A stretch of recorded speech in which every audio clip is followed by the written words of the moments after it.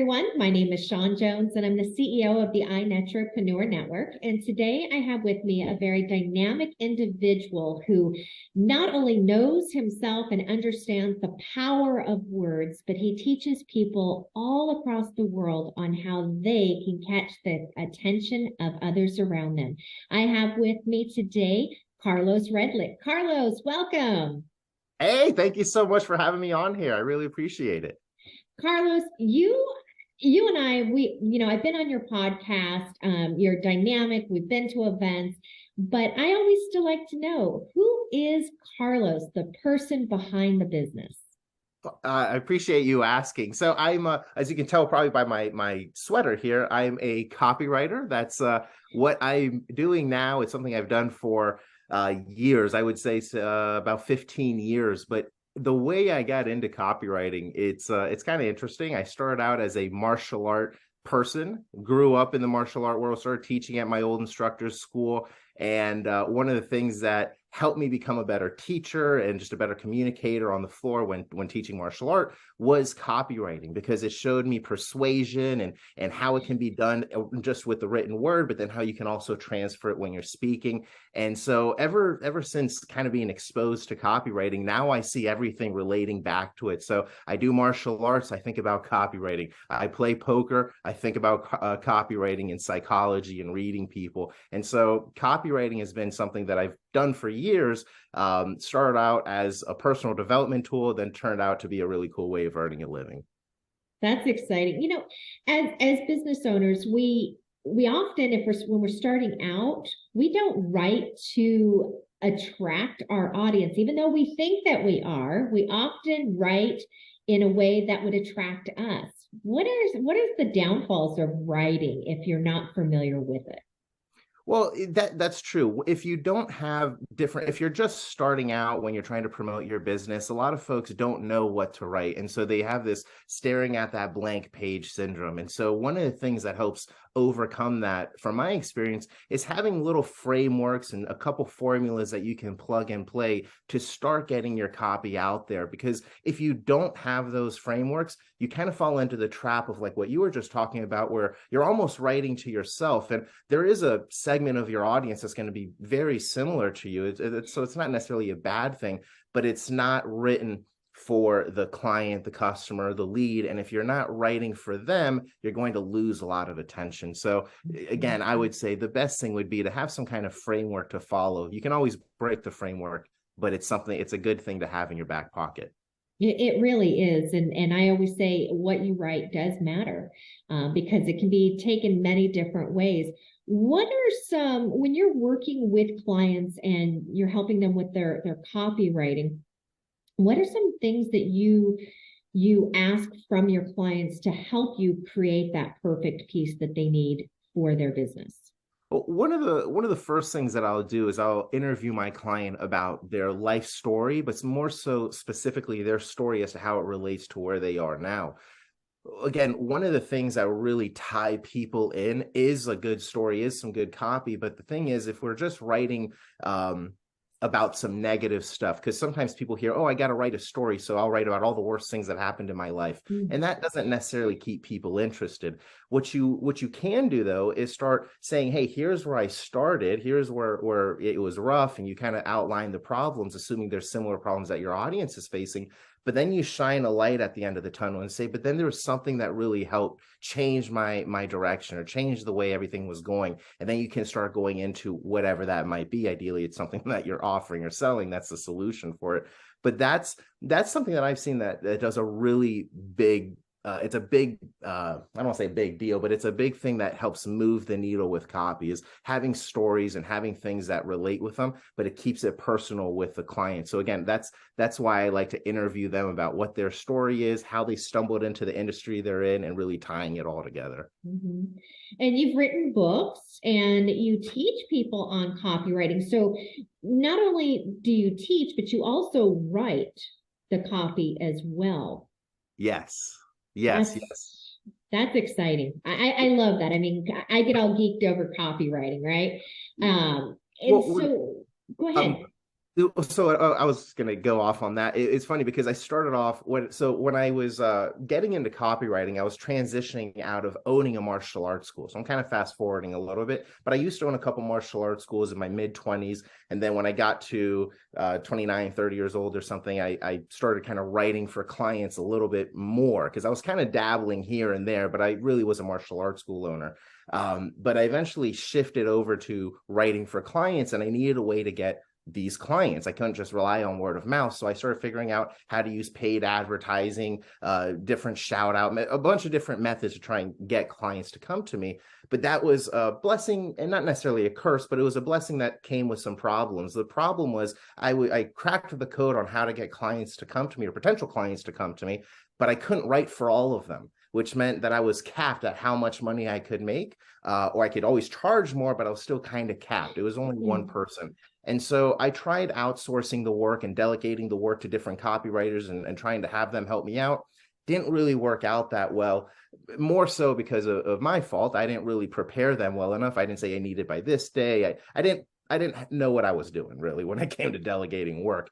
And that caused some issues because I didn't know, what was going on with the copy. I was essentially a middle person. Someone paid me, they hired me and my company to write some copy. I'd hire someone else to help me out. That person would disappear for 3 or 4 weeks, and it was terrifying because I'd have to refund people if it didn't meet the criteria they needed.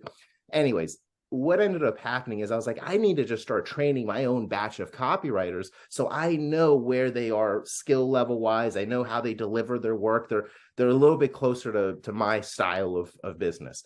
And so I started charging people to teach them how to write copy and how to get clients. And that was great. It still works well. And what it allowed me to do is I still had the opportunities coming in for writing copy, but now I had copywriters that were working under me that were truly my students. So they didn't want to, screw me over or anything like that. And it was the best thing for me because now I could cherry pick the best students to help me and bring them onto my projects.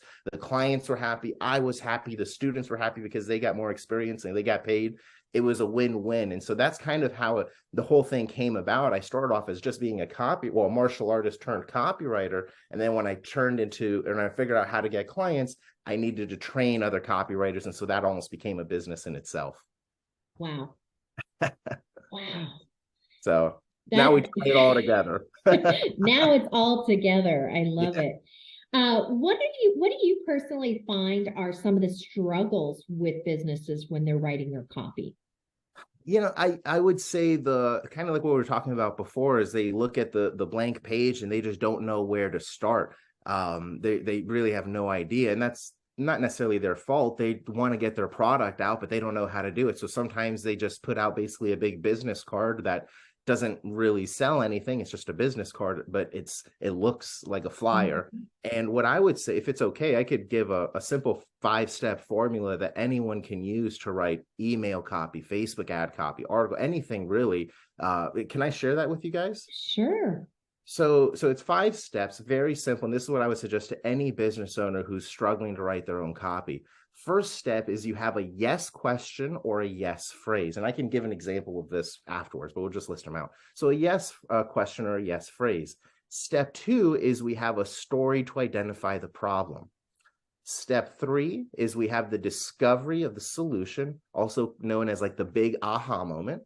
Step 4 is we suggest the possible solution. That's a very important one. I'll go into why in a second. And then the final step is the call to action. So I'm drinking some coffee here in this little container here. So I'll just freestyle an example just to illustrate this. So let's say I'm selling coffee to people who like coffee, right? Well, if I'm going to write an ad selling this coffee container, then my first step, I should say, is a yes question. Something that gets them to say yes. So I would say, love coffee? Yes, if I'm targeting coffee drinkers. Step 2 now is a story to identify the problem. Now, let's say the problem is that most coffee containers, their coffee goes cold after an hour. It doesn't really keep the heat or anything. So let's assume that's the problem. So step 2, to identify it, I would say, I love coffee too, but one of the things I just can't stand is that whenever I make it in the morning and I pour it in my cup, by the time I get to the office, it's cold. I have to reheat it. It just doesn't taste the same. Now we have step 3, where we're going to introduce the product, the discovery of the solution, right? This is also known as the big aha moment. But then something crazy happened. I was talking to my friend Sean, and she told me about this really cool Yukon Outfitters container that keeps your coffee warm all day long. It's the best thing in the world. Step 4 now is where we're going to suggest the solution. And this is important because it makes the person really want this product. So now you say, now this Yukon Outfitters container, it works for me, it's worked for Sean, it's worked for thousands of people all around the world. Maybe it'll work for you too. Well, now they're like, oh, I really hope it does. And then the 5th and final step is the call to action. But there's only one way to find out. Just click this link now and get the full scoop. And that's a simple 5-step formula you can use to sell a little coffee container or your course, your product. It doesn't really matter, but that's something that can help any business owner get started. Wow, that was wicked cool. I mean, just like that, 1, 2, 3, 4, 5, and there's a simple formula that anyone can implement right here today. And you have so much experience, so much knowledge. I mean, even down to, and we're not going to share all your secrets here. We want to keep some, secret and mystery to you. We got plenty. Yes, absolutely. But, even to think about the number of images that go into emails and how to structure the content, because content copywriting isn't just about an ad that you put on social media. It can be an email blast. It can be a simple letter that you're sending out to clients and to prospects. There's a lot of anything that requires written words is all content, and it's all used in a variety of ways. And you help clients step by step walk them through this, and you evaluate what they have. So that is awesome. Now I have to ask, Carlos, do you have any upcoming events or projects or something? Or do you want to talk about your podcast? I know you bring people onto your show. Yeah, so I've got a really cool, I don't know if we can talk about it, but I've got a really cool thing I'm doing this month with you. So that one I'm excited about. But I've got a podcast called the Copy Closer Podcast. And I post a lot of content on my social media and to my email list. What I figured out is my email list, it's supported my family for years, because whenever someone comes into my world, if they come onto my email list, I respect the fact that they are an actual human, not just a person on my list. And so I do my best to offer true value. I obviously offer some of my products through my email list as well. That's how I'm able to make a living. But I've been able to develop a really cool following and some cool friends just from them being on my email list and throwing random events in different cities and states. Like I'll be going to Miami April 2nd, I think. And so mid-April, we haven't set a date yet. I'm going to do an impromptu kind of mastermind with some marketers and business owners in Miami. And I'm just blasting it out to my email list so we can all meet up and hang out and have a cool session. That's awesome. Carlos, if somebody would like to talk to you more about your copywriting services and even your podcast, how can they get in contact with you? The best way, for my podcast, the best way would just be to find me on social media, on Facebook, and add me there. I don't really bring on random people unless we've spoken already, connected. You're a true expert. Like I brought Sean on because we met in person. She's a true expert. I admire the heck out of her. So I was like, we got to bring her on. If you want to work with me and see if it would be a good fit to work with me, the best idea would be, or the best way to contact me would be to go to yourcasestudy.com, yourcasestudy.com. You can go in there, enter your info. You'll see a little video showing you some samples of some of the funnels and some of the copy that we've built. And if it looks like something you want to learn more about, there's a calendar under that video. Just pick a time to speak with me and we'll talk and see if it's a good fit. So again, that's yourcasestudy.com. Perfect. Carlos, I want to thank you so much for all that you're doing to help entrepreneurs be successful in everything that they do by sending out excellent copywriting content. And thank you also for having me on your podcast and for taking time to be here today for us to have another conversation. Yeah, thank you so much. It was an honor being here. I really appreciate it. For those of you who have just watched, I interviewed Carlos Redlich. He is an upcoming speaker at the Art of Connection Global Summit, which is an online event hosted on February 23rd. And here's a secret. He's also going to be teaching private workshops so you can get some hands-on learning direct from Carlos. So to get your ticket and experience Carlos in even bigger form, go to artofconnectionsummit.com.